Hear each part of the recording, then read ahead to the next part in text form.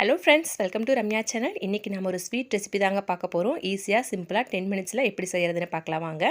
First ஒரு பவுல் எடுத்துக்கலாம். அதுல 1 கப் அளவு மைதா மாவு ஆட் பண்ணிக்க போறேன். ஆட் பண்ணியாச்சு. அது கூடவே நெய் ஒரு 2 ஸ்பூன் ஆட் பண்ணிக்கலாம். ஆட் பண்ணிட்டு நல்லா பிசைஞ்சு எடுத்துக்கலாம். ஃபர்ஸ்ட் வாட்டர் ஆட் பண்ண வேண்டாம். இந்த நெய்யிலேயே பிணைஞ்சு எடுங்க. அதுக்கு அப்புறம் நம்ம வாட்டர் லைட்டா ஆட் பண்ணி பிணைஞ்சிக்கலாம். ரொம்ப கால் வலிக்க வேர்த்து விறுவிறுக்க ஸ்வீட் செய்யாமல் டக்குன்னு ஒரு 10 மினிட்ஸ் நம்ம இந்த ரெசிபியை வந்து செஞ்சிடலாம். தீபாவளி வரப்போது இது மாதிரி சிம்பிள் ரெசிபி செஞ்சாலே நிறைய ஸ்வீட்ஸ் வந்து நம்ம செஞ்சிடலாம். இப்போ லைட்டாக தண்ணியை வந்து தெளித்து பிணைஞ்சிடுங்க. ஒட்டை ஊற்ற வேணாம், கொஞ்சம் கொஞ்சமாக தெளித்து பிணைஞ்சு எடுத்துக்கலாம். நல்லா சப்பாத்தி மாவு பதத்துக்கு பிணைஞ்சு எடுத்துக்க போகிறோம். இப்போல்லாம் யாருமே ரொம்ப ரிஸ்க் எடுத்து ஸ்வீட்டெல்லாம் வீட்டில் தீபாவளிக்கெல்லாம் பண்ணுறதில்ல. மோஸ்ட்லி கடையில் வாங்கிக்கிறாங்க. பட் இது மாதிரி சின்ன சின்ன ரெசிபிஸ் எல்லாம் வந்து சீக்கிரமே நம்ம பண்ணிடலாம். வேலைக்கு போகிற பெண்களுக்கு கூட டைம் இருக்காது ஸ்வீட்டெல்லாம் பண்ணணும் அப்படின்னா அவங்களாம் ரெடிமேடாக கடையில் தான் வாங்கிக்குவாங்க. பட் இது மாதிரி சின்ன சின்ன ஸ்வீட்ஸ் வந்து நம்ம 10 மினிட்ஸ் 20 மினிட்ஸ் அப்படி பண்ணுற ஸ்வீட்ஸ் நிறையா இருக்குது. இப்படி நம்ம வீட்டிலேயே ஹெல்த்தியாக செஞ்சு குழந்தைகளுக்கு கொடுக்கலாம். பாருங்கள், இந்தளவு சப்பாத்தி மாவு பசத்துக்கு பிசைஞ்சு எடுத்துக்கோங்க. கையில் ஒட்டக்கூடாது. நம்ம எவ்வளோ அழுத்தினாலும் நல்லா அழுத்தணும். பட் கையில் வந்து ஒட்டவே கூடாது. அந்தளவுக்கு நாம் நல்லா பதமாக பிணைஞ்சு எடுத்துக்கலாம். இப்படி அமுத்தினா மாவு வந்து உள்ளே போகணும், விரல் உள்ளே போகணும். அந்தளவுக்கு சாஃப்டாக பிணைஞ்சு எடுத்துக்கோங்க. இது ஒரு 10 மினிட்ஸ் அப்படியே ஊறட்டும். அதுக்குள்ளே நம்ம இதுக்கு சுகர் சிரப் வந்து ரெடி பண்ணிவிட்டு வந்துக்கலாம். ஒரு மூடி போட்டு மூடி வச்சுக்கலாம். இப்போ சுகர் சிரப் பண்ணுறதுக்கு ஒரு பேன் வச்சுக்கோங்க. அடுப்பை பற்ற வச்சுட்டு நம்ம எந்த கப்பில் வந்து மாவு அளந்தமோ அதே கப்பில் 1 கப் அளவு சுகர் ஆட் பண்ணிக்கோங்க. 1 கப் மாவுக்கு 1 கப் சுகர், இதுதான் ரேஷியோ. 3/4 கப் தண்ணி ஆட் பண்ணிக்கோங்க. இப்போ இந்த தண்ணி நல்லா கரைஞ்சி சர்க்கரையோடு கரைஞ்சி வரட்டும். நல்லா தண்ணி மாதிரி ஆகட்டும். இதுக்கு பாகு பதம் கம்பி பதம் இதெல்லாம் எதுவுமே தேவையில்லை. தண்ணி நல்லா கரைஞ்சி லைட்டாக திக்கானா போதும். இப்போ 4-5 ஏலக்காய் வந்து இடித்து ஆட் பண்ணிக்கிறேன். நீங்கள் ஏலக்காய் தூள் இருந்தாலும் ஆட் பண்ணிக்கலாம்.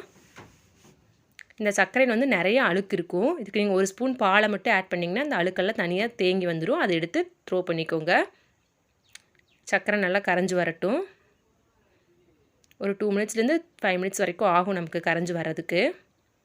பாருங்கள், சர்க்கரையெல்லாம் கரைஞ்சி நல்லா கொதிக்குது. இந்த கன்சிஸ்டன்சி வந்தால் போதும். கம்பி பதம் பாகு பதம் இதெல்லாம் தேவையில்லை. லைட்டாக திக்கானா போதும் நமக்கு. இதில் ஒரு 10 சொட்டு அளவுக்கு நம்ம லெமன் ஜூஸ் பிழிஞ்சு விட்டுக்கலாம். அப்போ தான் அந்த சர்க்கரை பாகு வந்து கெட்டிப்படாமல் இருக்கும். நம்ம எந்த கன்சிஸ்டன்சியில் வச்சோமோ அதே கன்சிஸ்டன்சியில் இருக்கும் நமக்கு. இப்போ மாவு நமக்கு ரெடி ஆயிடுச்சு. இப்போ உருண்டைகளாக இதை நம்ம பிடிச்சிக்கலாம். இதை வந்து இன்றைக்கி நான் 4 உருண்டையாக தான் பிடிக்க போகிறேன். லைட்டாக மாவு போட்டு பரத்திட்டு 4 பெரிய பெரிய உருண்டைகளாக பிடிச்சி வச்சுக்கலாம். பாருங்கள், மாவு எவ்வளோ சாஃப்டாக இருக்குதுன்னு பாருங்கள். பிணையறக்கே ரொம்ப நல்லா இருக்குது. இதை நம்ம ஒரு 4 உருண்டைகளாக மட்டும் பிடிச்சி எடுத்துக்கலாம். 4ஐயும் நம்ம தனித்தனியாக தேய்ச்சி எடுக்க போகிறோம். இந்த ஸ்வீட் வந்து ரொம்ப டேஸ்ட்டாகவும் இருக்கும். நமக்கு டீ கடையிலலாம் விற்பாங்க இல்லையா, சுருள் பூரி, அதுதான் இது. ஈஸியாகவும் இருக்கும், டேஸ்ட்டாகவும் இருக்கும். குழந்தைங்க கூட நல்லா விரும்பி சாப்பிடுவாங்க. நம்ம கடையில் வாங்குறத விட வீட்டில் ஸ்வீட் பண்ணி கொடுக்குறதா நமக்கும் ஹெல்த்தி, நம்ம குழந்தைகளுக்கும் ஹெல்த்தி. நல்லா உருண்டைகளாக பிடிச்சி எடுத்து வச்சுக்கலாம். 4 உருண்டையை இன்றைக்கி நான் பிரித்து எடுத்துருக்கிறேன். இப்போ லைட்டாக மாவு போட்டுட்டு இந்த 4 உருண்டைகளையும் தேய்ச்சி எடுத்துக்கலாம். ரொம்ப மொந்தமாகவும் வேண்டாம், ரொம்ப லேஸாகவும் வேண்டாம். ஒரு மீடியம் சைஸுக்கு 1 இன்ச் இருக்கிற அளவுக்கு தேய்ச்சி எடுத்துக்கோங்க. இப்போ 4ஐயுமே நல்லா பரத்தி எடுத்தாச்சு. பாருங்கள், பரத்தி எடுத்தாச்சு. இப்போ ஒவ்வொரு லேயர் மேலே ஒவ்வொரு லேயராக நம்ம அடுக்கி வைக்க போகிறோம். ஃபஸ்ட்டு ஒரு பரத்தின சப்பாத்தி எடுத்து அதுக்கு மேலே லைட்டாக மாவு போட்டுக்கோங்க. 1 ஸ்பூன் அளவு நெய் போட்டு ஈவனாக பரப்பி விட்டுக்கோங்க. இதுக்கப்புறம் அடுத்து தேய்ச்சி வச்சுருக்க பரத்தி வச்சுருக்க சப்பாத்தி எடுக்கலாம். இது மாதிரி லைட்டாக மாவு போட்டுக்கோங்க. அடுத்த லேயர் எடுத்து அந்த சப்பாத்தி மேலேயே வைங்க. ரவுண்டெல்லாம் கரெக்டாக வரணும் அப்படிங்கிறதெல்லாம் இல்லை, எப்படி வேணால் இருக்கலாம். லைட்டாக அழுத்தம் கொடுங்க. சுற்றி இப்படி ஒரு தட்டி கொடுத்திங்கன்னா போதும். இப்போ மறுபடியும் அதுக்கு மேலே நெய் தேய்ச்சிக்கலாம். லைட்டாக மாவை தூவி விட்டுக்கலாம். இதே மாதிரி 4 சப்பாத்தியையும் ஒன்று மேலே ஒன்றா நம்ம அடுக்கி எடுக்க போகிறோம். அப்போ தான் சுருளாக நமக்கு வரும். இதுக்கு மேலேயும் லைட்டாக எண்ணெய் தடவிட்டு லைட்டாக மாவு போட்டுட்டு இன்னொரு ஷீட் இருக்கு இல்லையா, அதையும் எடுத்து இது மேலே வச்சிடலாம். ரொம்ப ஈஸியான ரெசிபி தான். கண்டிப்பாக ட்ரை பண்ணி பாருங்கள். ட்ரை பண்ணி பார்த்துட்டு எப்படி இருந்துச்சுன்னு சொல்லுங்கள் எனக்கு கமெண்ட்டில். நம்ம சேனலை ஃபர்ஸ்ட் டைம் பார்க்குறவங்களா இருந்தால் மறக்காமல் சப்ஸ்கிரைப் பண்ணிக்கோங்க. அப்படியே பக்கத்தில் இருக்க பெல் ஐக்கானையும் கிளிக் பண்ணிக்கோங்க. அப்போ தான் நான் போடுற வீடியோவோட நோட்டிஃபிகேஷன் உங்களுக்கு உடனுக்குடனே வரும். லைட்டாக அழுத்தம் கொடுத்துட்டு இதை நம்ம அப்படியே ரோல் பண்ணி எடுத்துக்கலாம். எவ்வளோ டைட்டாக உங்களால் ரோல் பண்ண முடியுமோ அந்தளவுக்கு டைட்டாக ரோல் பண்ணி எடுத்துக்கோங்க. எந்த அளவுக்கு உங்களால் டைட்டாக ரோல் பண்ண முடியுதோ அந்தளவுக்கு ரோல் பண்ணிக்கோங்க. மெதுவாக பண்ணுங்கள், ரொம்ப அவசரப்பட வேணாம். மெதுவாக பண்ணி இப்படி ரோல் பண்ணி எடுத்துக்கோங்க. அவ்வளோதான். இதுக்கு பாருங்கள், உள்ளே பாருங்கள், இப்படி சுருள் சுருளாக நமக்கு தெரியுது. இனி இதை நம்ம பீசஸாக கட் பண்ணி எடுத்துக்கலாம். எந்த சைஸ்க்கு உங்கள் பீசஸ் வேணுமோ அந்த அளவுக்கு எடுத்துக்கோங்க. நான் மீடியம் சைஸில் போடுறேன். குட்டி குட்டியாக வேணும்னாலும் நீங்கள் குட்டி குட்டியாக கட் பண்ணி எடுத்துக்கலாம். ஒரு கத்தி வச்சு கட் பண்ணி எடுத்துக்கலாம். இன்றைக்கி நான் மீடியம் சைஸில் தான் போடுறேன். ரொம்ப பெருசாகவும் இல்லாமல் ரொம்ப குட்டியாகவும் இல்லாமல் மீடியம் சைஸில் போடுறேன். அதில் பாருங்கள் எவ்வளோ குட்டி குட்டியாக சுருள் பாருங்கள் உள்ளே இப்படி இருக்குன்னு. அடுத்து இதையும் கட் பண்ணி எடுத்துக்கலாம். இதே மாதிரி ஃபுல்லாக கட் பண்ணி எடுத்துக்கோங்க.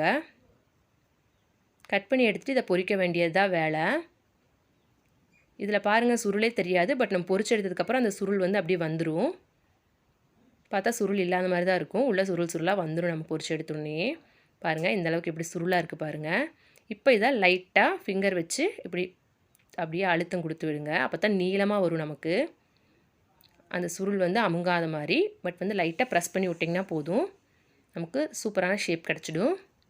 எண்ணெயை வந்து காய வச்சாச்சு. ரொம்ப ஹீட் பண்ண வேண்டாம். மீடியம் ஃப்ளேமில் வச்சு மிதமான சூட்டில் பொரிச்சு எடுங்க. ரொம்ப ஹீட் ஆகிடுச்சு அப்படின்னா உள்ளே வேகாது, மேலே கருகிடும், அப்புறம் நல்லா இருக்காது சுருள் பூரி.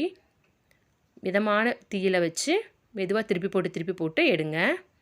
பாருங்கள் இந்த அளவுக்கு கோல்டன் ப்ரௌன் கலர் வரணும். கோல்டன் ப்ரௌன் கலர் வந்தோடனே நம்ம எடுத்துடலாம். எடுத்து சூடாக இருக்கும்போதே நம்ம அதை வந்து பாகில் ஆட் பண்ணிக்கணும். பாகில் ஊறிச்சுன்னா செம டேஸ்ட்டாக இருக்குங்க. இவ்வளோதான், சூப்பரான சுருள் பூரி ரெசிபி நமக்கு ரெடி ஆகிடுச்சு. இதை ஓவர் நைட் ஊற விட்டு அடுத்த நாள் சாப்பிட்டிங்கன்னா ரொம்ப சாஃப்டாக ஜூஸியாக இருக்கும். பாருங்கள் ஈஸியாக சிம்பிளாக 10 மினிட்ஸில் நம்ம ஒரு ஸ்வீட்டை செஞ்சிடலாம். இந்த தீபாவளிக்கு இந்த ரெசிபியை வந்து நீங்கள் ட்ரை பண்ணி பாருங்கள். ட்ரை பண்ணி பார்த்துட்டு எப்படி இருந்துச்சுன்னு கமெண்ட்டில் சொல்லுங்கள். இந்த ரெசிபி உங்களுக்கு பிடிச்சிருந்தால் லைக் பண்ணுங்கள், ஷேர் பண்ணுங்கள். மறக்காமல் நம்ம ரம்யா சேனலை சப்ஸ்கிரைப் பண்ணுங்கள். தேங்க்ஸ்.